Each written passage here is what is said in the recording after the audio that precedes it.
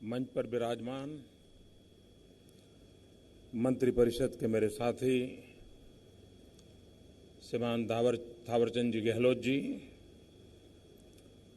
श्री कृष्णपाल जी, श्री विजय सांपला जी, सचिव अनीता जी और उपस्थित सभी महानुभाव,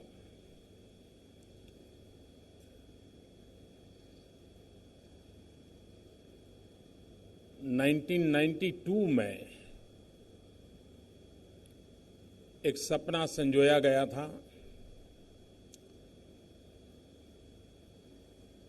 अंबेडकर जी के प्रति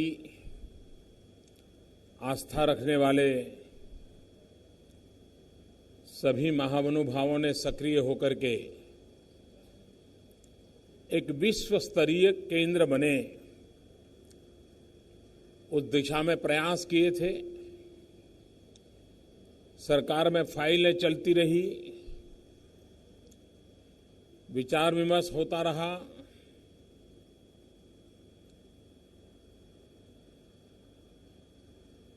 बाबा साहब आम्बेडकर ने जो संविधान बनाया था,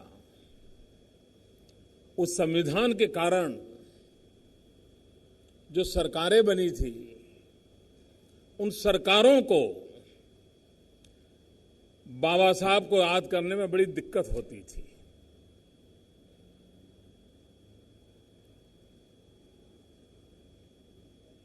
इतने साल बीत गए,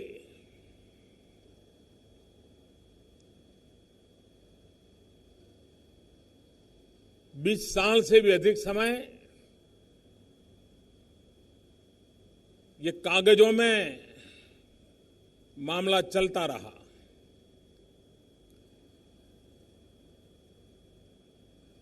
जब मेरे जिम्मे काम आया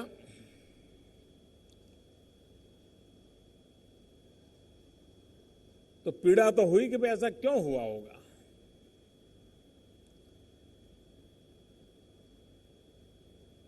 लेकिन मैंने ये तय किया है,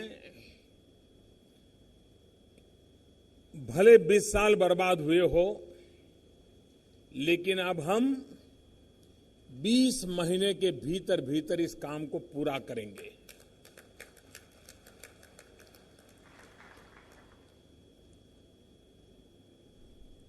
कभी कभी व्यक्तिगत रूप से मैं सोचता हूं,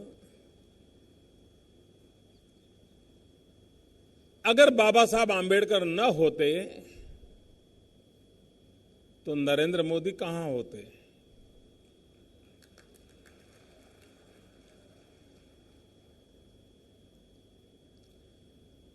जिस पार्श्वभूमि में मेरा जन्म हुआ, जिस अवस्था में मैं पैदा हुआ, पला बढ़ा,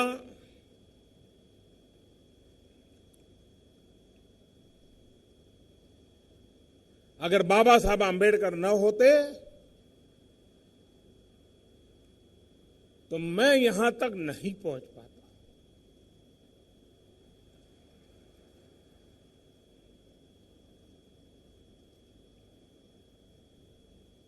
समाज के दलित, पीड़ित, शोषित, वंचित,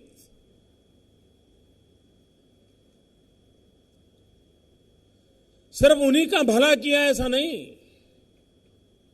और कभी कभी मैं जब ये सुनता हूं तो मुझे बड़ी पीड़ा होती है कि बाबा साहब आम्बेडकर दलितों के देवता थे। जी नहीं, वो मानव जात के लिए थे।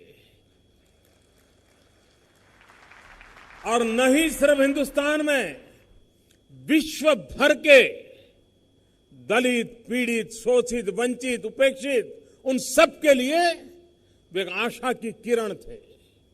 और हमने भी गलती से भी बाबा साहब को छोटे दायरे में सिमट करके उनको अपमानित करने का पाप नहीं करना चाहिए। इतने बड़े मानवीय थे। अब कल्पना कीजिए वो समय, और जीवन भर हम देखें बाबा साहब को, वो सामाजिक अनटचेबिलिटी के तो शिकार थे ही थे, लेकिन मरने के बाद भी पॉलिटिकल अनटचेबिलिटी के शिकार बने रहे। देश को न सामाजिक अनटचेबिलिटी चाहिए, देश को न राजनीतिक अनटचेबिलिटी चाहिए।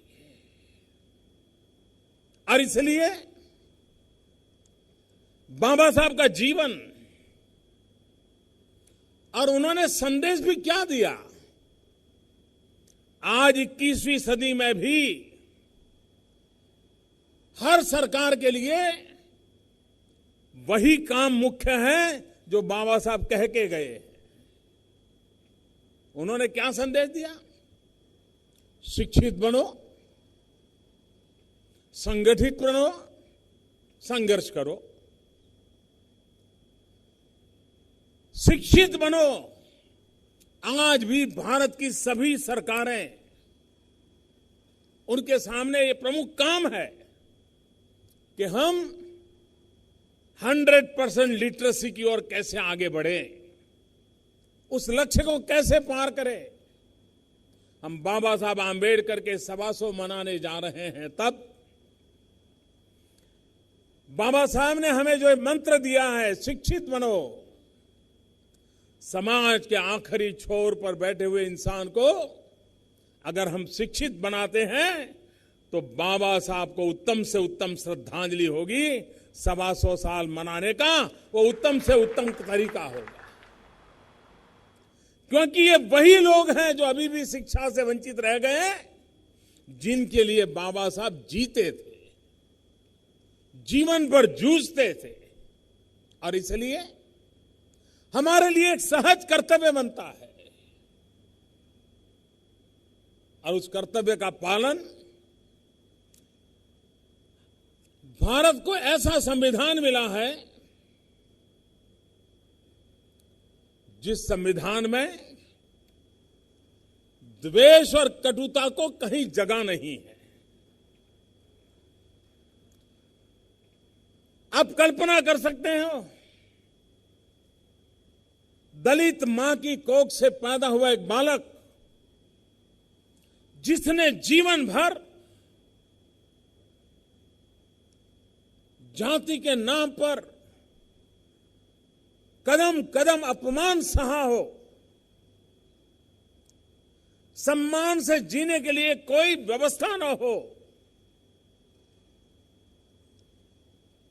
ऐसे व्यक्ति के दिल में कितनी कटुता, कितना रोष, कितनी बदले का भाव हो सकता था। लेकिन बाबा साहब के भीतर वो परमात्मा का रूप था, जिसने संविधान की एक धारा में भी खुद के जीवन पर जो बीती थी, वो यातनाएं कटुता में परिवर्तित नहीं होने दी। बदले का भाव संविधान के किसी भी कोने में नहीं पैदा होने दिया।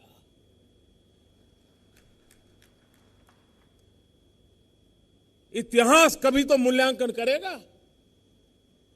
कि जीवन की वो कौन सी ऊंचाइयां होगी इस महापुरुष में, कि जिसके पास इतना बड़ा दायित्व था,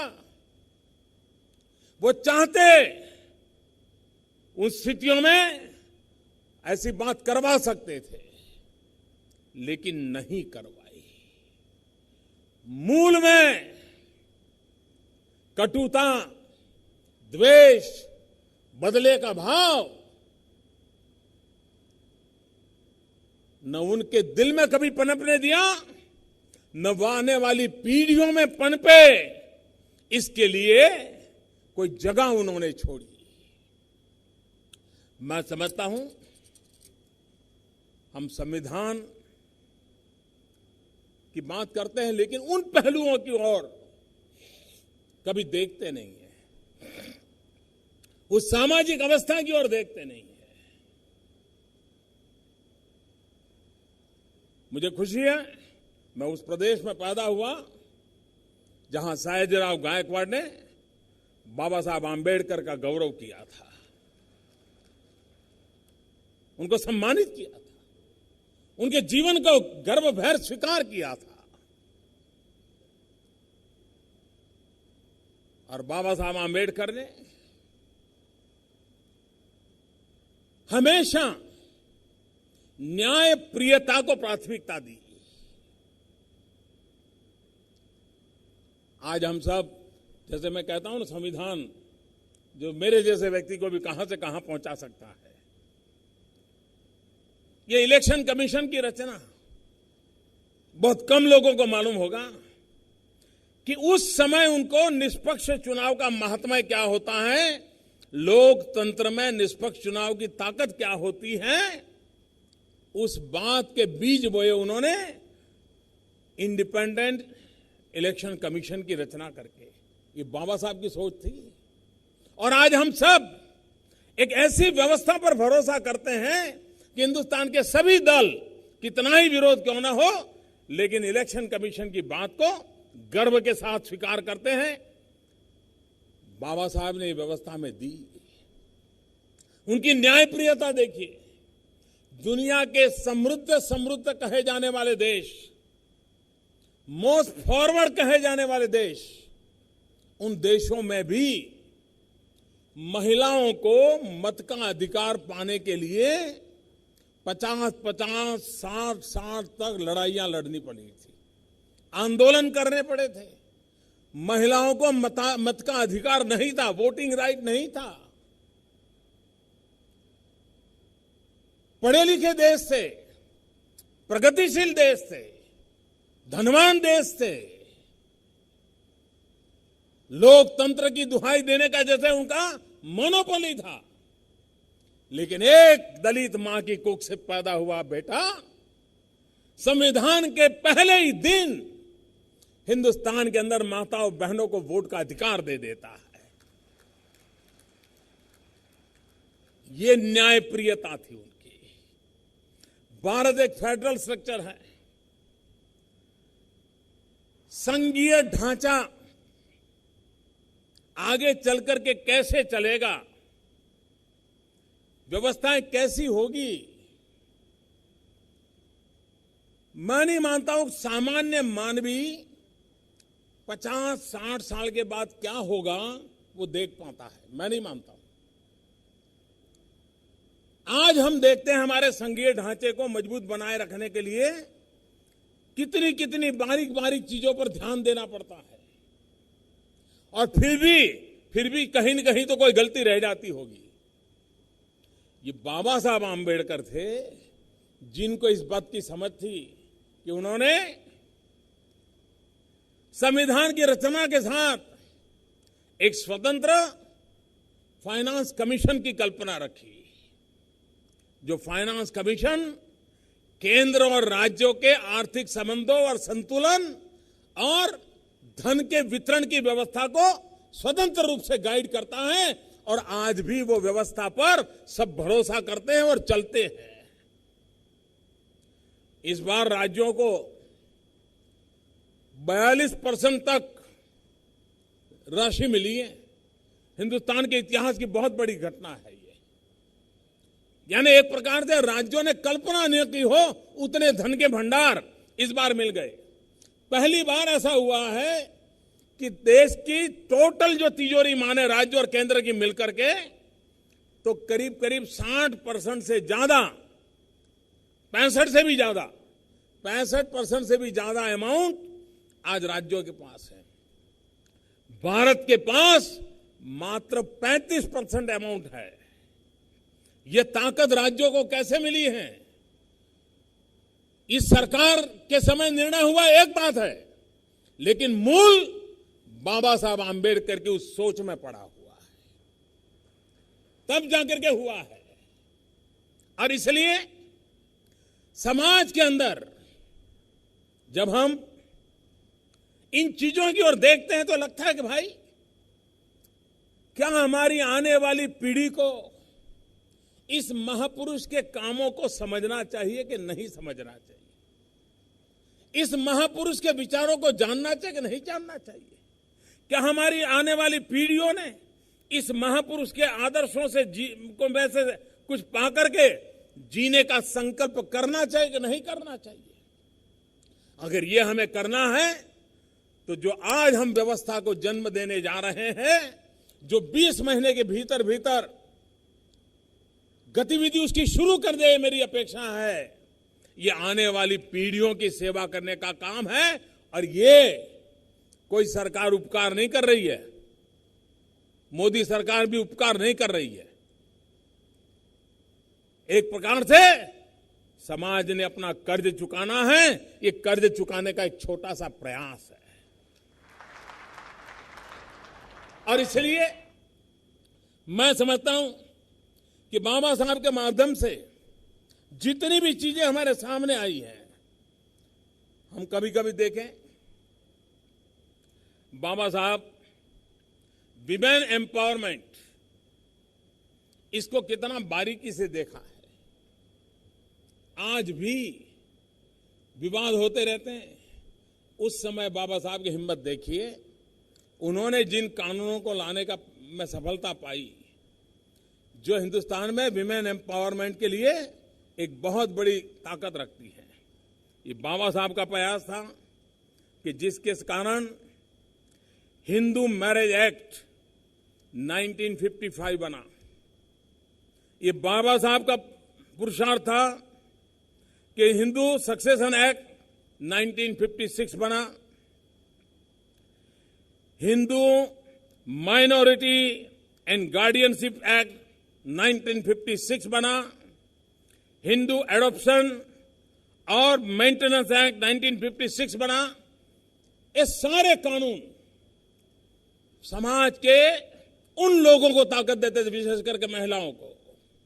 ये बाबा साहब की विशेषता थी। आज भी मैं जब लोगों से बड़े बड़े भाषण सुनता हूं तो मैं बड़ा आश्चर्य होता है कि काश इस प्रकार के भाषण करने वालों ने कभी बाबा साहब आंबेडकर को पढ़ा होता। खैर, वो तो उनको गले लगाने के लिए तैयार नहीं थे, तो उनके जाने के बाद पढ़ने के लिए कहां से तैयार होंगे? कोई कल्पना कर सकता है कि दुनिया में लेबर रिफॉर्म की बात कहे तो कम्युनिस्ट विचारधारा की चर्चा होती है, लेबर रिफॉर्म की चर्चा करें तो लेफ्टिस्ट विचारधारा के खाते में जाता है। लेकिन बहुत कम लोगों को मालूम होगा कि जब ब्रिटिश सल्तनत थी, अंग्रेज वायसरॉय यहां बैठे थे और उस काउंसिल के अंदर 1942 में बाबा साहब आंबेडकर की ताकत देखिए। भारत के मजदूरों का अंग्रेज सल्तनत शोषण करती थी, एक्सप्लॉयटेशन होता था। ये बाबा साहब की ताकत थी कि 1942 के पहले मजदूरों को 12 घंटे काम करना पड़ता था। 1942 में बाबा साहब आंबेडकर ने वायसरॉय सामने लड़ाई लड़ करके 12 घंटे से 8 घंटे काम करवाने का पक्का कर लिया था। ये छोटे निर्णय नहीं है भाई। और इसलिए बाबा साहब को एक सीमा में बांध करके देखने से भारत की पूरी विकास यात्रा में बाबा साहब का कितना बड़ा रोल था, इसको हम समझ नहीं पाते हैं। ये मेरा सौभाग्य रहा है, क्योंकि मैं हर पल मानता हूं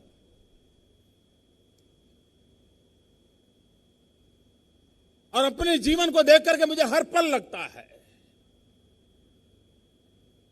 कि इस महापुरुष ने हमें बहुत कुछ दिया है, बहुत कुछ दिया है। समाज के प्रति भी उनकी भूमिका क्या रही? समाज को जोड़ने की भूमिका रही, कभी समाज को तोड़ने की भूमिका नहीं रही। उनके सारे विचारों को हम देखें, उनके सामने धन के ढेर कर दिए गए थे, ये बनो, ये पाओ, ये करो। मैं उसकी चर्चा में जाना नहीं चाहता हूं, इतिहास मौजूद है। लेकिन वो उससे विचलित नहीं हुए थे। और इसलिए जिस प्रकार से समता का महात्म्य है, उतना ही ममता का भी महात्म्य है। खास करके जो अपने आप को उच्च मानते हैं, उन लोगों ने अपने आप को सोचना होगा कि समाज में भेदभाव लंबे अरसे तक चलने वाला नहीं है।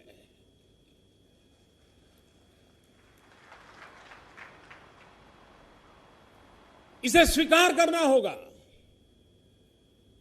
और भारत जैसा देश जो विविधताओं से भरा हुआ है, उसमें सामाजिक एकता एक बहुत बड़ी अहमियत रखती है। बाबा साहब के 125 वर्ष बना रहे हैं, तब सामाजिक एकता के युगल को हम कैसे ताकतवर बनाएं। और इसलिए मैं कहता हूं,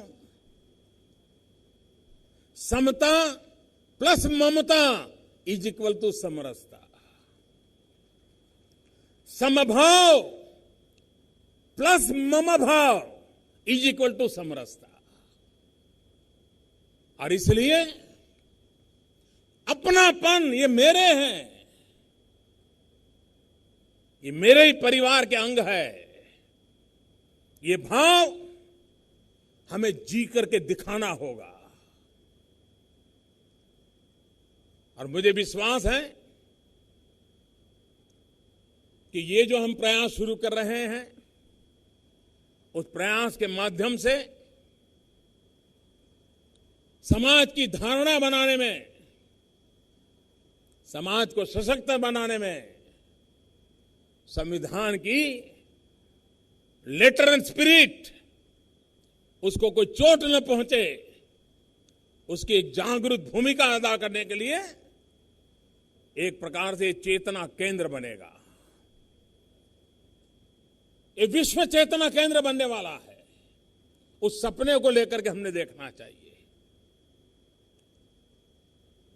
हम मार्टिन लूथर किंग की तो बात कर लेते हैं, लेकिन बाबा साहब को भूल जाते हैं। और इसलिए अगर हम मार्टिन लूथर किंग की बात करती है दुनिया, तो हमारी कोशिश होनी चाहिए कि दुनिया जब मार्टिन लूथर किंग की चर्चा करे, तो बाबा साहब आंबेडकर की भी करने के लिए मजबूर हो जाए। वो तब होगा जब हम बाबा साहब का सही रूप, उनके विचारों की सही बात, उनके काम की सही बात दुनिया के पास सही स्वरूप में प्रस्तुत करेंगे। इस केंद्र का ये सबसे बड़ा काम रहेगा कि पूरा विश्व बाबा साहब को जाने समझे, भारत के मूलभूत तत्व को जाने समझे। और ये बाबा साहब के माध्यम से बहुत आसानी से समझा जा सकता है। और इसलिए मैं कहता हूं कि हमने बाबा साहब से प्रेरणा लेकर के, उनके विचारों और आदर्शों से प्रेरणा लेकर के समाज को सशक्त बनाने की दिशा में, राष्ट्र को के लिए महान राष्ट्र बनाने के सपना पूरा करने के लिए हमारी जो भी जिम्मेवारी उसको पूरा करने का प्रयास करना चाहिए। मैं विभाग के सभी साथियों को बधाई देता हूं कि 20 साल से भी अधिक समय से लटकी हुई चीज एक प्रकार से पॉलिटिकल अनटचेबिलिटी का शिकार हुआ प्रोजेक्ट है, उससे मुक्ति दिलाई है। अब आने वाले 20 महीनों में उसको पूरा करें, लेकिन ये भी ध्यान रखें कि उसका निर्माण इस स्तर का होना चाहिए ताकि आने वाली शताब्दियों तक वो हमें प्रेरणा देता रहे। ऐसा निर्माण होना चाहिए। मैं फिर एक बार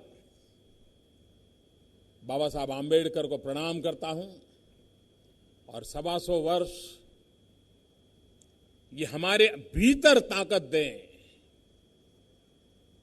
हमें जोड़ने का सामर्थ्य दें, सबको साथ लेकर के चलने का सामर्थ्य दे। समाज का आखिरी छोर पर बैठा हुआ इंसान वो हमारी सेवा के केंद्र बिंदु में रहे। ऐसे आशीर्वाद बाबा साहब के निरंतर मिलते रहे ताकि उनके जो सपने अधूरे हैं वो पूरे करने में हम लोग भी कुछ काम आए। इसी एक अपेक्षा के साथ फिर एक बार मैं विभाग को बहुत बहुत शुभकामनाएं देता हूं। बहुत बहुत धन्यवाद।